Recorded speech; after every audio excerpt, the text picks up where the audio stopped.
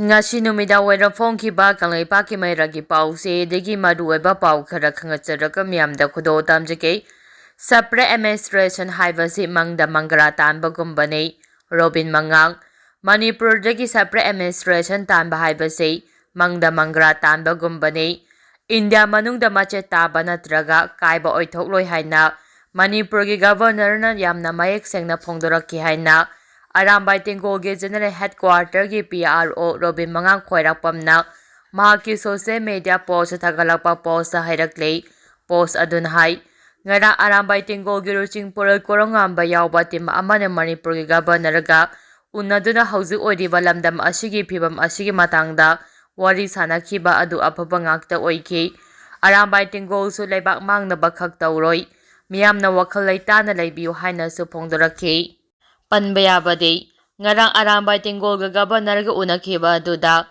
point kaya yawba memorandum amasu pisingkhiba memorandum aduda maru oina pallibo wafamde May 2002 subna kunga humdoidege hauduna tholakhiba hana sunabagi wathok asigi warochin ama poraknaba Manipur miyamgi interest tangai fadana pakhakadaba thabak singsu masa khaina palle memorandum adugi matung ina tangai fadana miyamgi interest da Pakhakadaba thabaksingi manungda border fencing tawba kumja 1983 base year oiduna National Register of Citizenship NRC sanahanba ilege American khudingma Manipur dagi maramda halankiba suspension of operations su handokpa amade su violate tawba militant singi mayokta akanba action lawba popi pambi sing tumna manghanba ilege American singbo scheduled tribes dagi lawthokpa Commission Tribunal amade Kona singbana Arambai Tingol yauna village burnters singbo phaba natraga legal action lakhol handaba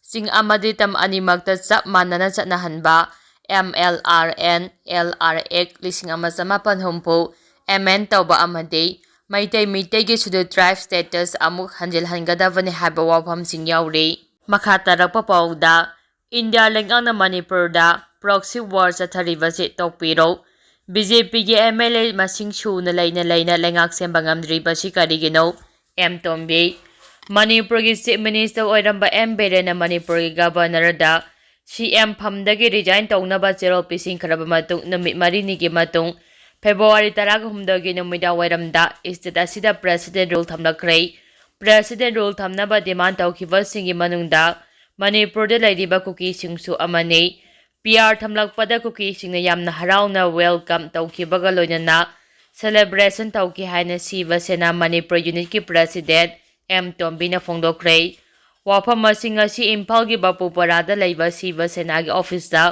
pangthokhiba pawgi mifam amada M Tombina phongdokhibane mahakna makhata na pamising da phongdokhibade Manipur da PR thamnaba Congress party na demand tawkhi hauji Manipur da PR laklaba matung asida Kari oira haibasi miyamna khangpham thoi PR manung asida maramdam Manipur kanabagi damakta chongthorakhiba khulngakpa singna pairiba khulai sing numit 8 ni gi manungda pikhalakadabani haina Manipur gi governor na lakthokrei aroiba matam asi hayeng February 18 to oire adubu Manipur thugainaba Manipur miyam gi mathakta landarakliba kuki sing amade Myanmar dagi changlakliba KNAB singna sijinariba khulai singde Karamba maongda lakhokadoribano haike mahakna makhata na hai tampaki khulngakpa singa nomai khusinar o haibasina karamba mechanism da tawgadoribano machi Manipur gi governor na mayek senga takpiyu miyamda chap chaba khudam chamdam galoinana thabak tawbiyu kuki singdagi se khulai kaya yamna phai habadusu mayek senga thambiyu Congress party na di PR lakpadagi aikhoigi ichai shu singchane thakni khangdaba makai Cheliba asi Congress na di nungairangbani hauji Manipur da PR thamlakliba asida Congress party na kari tawgadagi haibadu Siva Sena na khangba pami hairi tampaki lal hauba punama aikhoigi ima ipa oiriba center de ningai tawbani 1994 dagi 1993 fawbasi ata state singa manana thamdabagi ningai tawbani India na Manipur ba C class ke thakta thambadagi 1984 da Assamdagi macet lauraga semkhiba Nagaland Meghalaya gumna 1984 da statehood piraga Manipur da 1982 da statehood piba haibase Manipurbu yamna hanthana Bharat leingakna yengbani. Manipurna Indiada tinkiba matamda yanakibasing adu sungpipidana minai neithangi maungda Indiana thambadagi lalhauba pokibani. Lalhauriba ichasing asi Indiana Myanmardagi khunek ke NAB PDF sing neklaga halhanaba landa haliba asi miyamna loina khangi. Indiana Myanmarda geopolitics tauriba asi mangmanglunu. Sinadagi Indiana lam inchi ama phawba phangloi. Indiana Manipur da chathariba proxy war tauriba se Kashmir khaidokiba Pakistan da chathariba adugumna tauge khalabadi siba senana yaroi. Siba senana miyamgi damakta thabak taukigani. Manipur ge praja singba minai ne thangi maungda hinghanganu.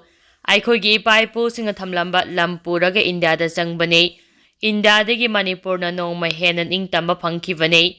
India da tindringai aikhogi nat culture lon iyek amadi constitution lek labalamdamne. Aikhogi ngamkai India lengak na yeklaga pibat lamnate. Ipa ipu singna thamlambani. Kuki amadi Congress na dabi tawa PR haujikti phangle. Aikhogi khulnga pa isa singkamdawgadagi haibadu khanbiyu. Talap phangbasu nate. Miyamdagi niraga sabane. Maram aduna khulnga pa singdagi khulai pikhataknaba. Manipur Governor na thaba matam haying loire. Maram aduna Manipur Democratic Alliance na haying Governor unanaba appointment laure. Maduna Governor da chapchaba wafam ngangnagani. Masida akiba laite. India lengang na aikhoida proxy war tawbasi tokpiro. BJP ga alliance oi hadina wa amada ngangdana layu haibra. Masing suna magic number laina lengak se mangamdribasi karigino. BJP ga MLA kontragani thoine. BJP ga MLA sing mi phamgani taramlaga center dagi phangbano hairaklaga kibadagi tokiba karigino. Phaminadana waro simpurakpa ngamloi. Kuki amadi maitei sing phaminadana political talk tawraga loisinggadabani. Masingam sing mafam dagi praja singna mihut onya thagapirakanu Manipur mangani. Ngasi phawba leader khambangam dabadagi Manipur gi hauju oiriba phibamsi oibani. BJP khaktada natana JDU, NPP amade MPF na su support tawribani. Masida leader khambangam dabasi ikainingai ni haiba wafam phongdoki. Makha tarakpa pauda India lengang na kanglup amada tongsilaga Manipur thugainaba honaraklabadi miyamna achauba lanjau amalakani.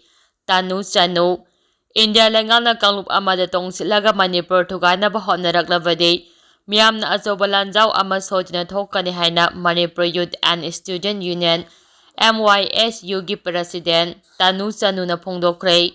Wafam masing asi Manipur Press Club ki sangai holda pirasi mangal mahairoi singda haiba camp haudokpagi thoramga mari lainana Tanu chanu na phongdorakibani. Mahakna makhata na hai sahi ani fajilaklaba kuki narakorde roising asina chatharakliba lala sina maram oiraga Manipur miyam kham thengna wana ringai chairak asida matik chaba lengak leitaba maramna amuki hena wahalle. Athuba matamda matik chaba lusingba singna lengak semduna Manipur miyamgi awaba asi ko allu. Ngasi haudokliba pirasi mangal mahairoi singda hariba campaign asina mahairoi singbo mahai mapung phana tamhannaba masa mau phana tingjang kaijangdana lainaba lamdam asigi puarigi liklam masak munna khangnaba lengaglon khunairon hauroklon amade puariga mari lainana piramba wakhal loksing loksinduna apunbagi saktam ngaknaba mahairoi singga takpi tambigan haina su phongdoki. Makatarakpa pauda huralakpa kar ani police na phagatpa ngamkhre. Lamdam asida mara tana khulingduna laikhraba gari huranbagi network asi Manipur police na thugaigani haina lakthokraba matu ngasi lirong area da huralakpa oigani chingnaba kar ani Thauba district police ki commando khupu amana phagatpa ngamkhre. Police ubadagi gari adubu thaurakpa miyoi singdi gari adubu hundoklamlaga senkhre haide police tagi phangba pauna hai.